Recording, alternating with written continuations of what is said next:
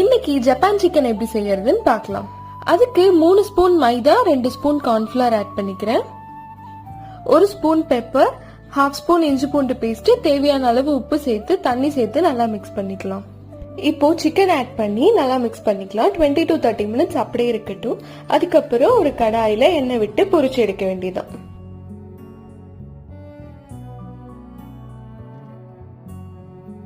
இப்போ ஒரு கடாயில 1 ஸ்பூன் பட்டர் ஆட் பண்ணிக்கிறேன். 1 பூண்டு குட்டி குட்டியா கட் பண்ணி ஆட் பண்ணிக்கிறேன். 4 பச்சை மிளகாய் சேர்த்து நல்லா ஃப்ரை பண்ணி எடுத்துக்கலாம். 1 கிளாஸ் காய்ச்சின பால் ஆட் பண்ணிக்கிறேன்.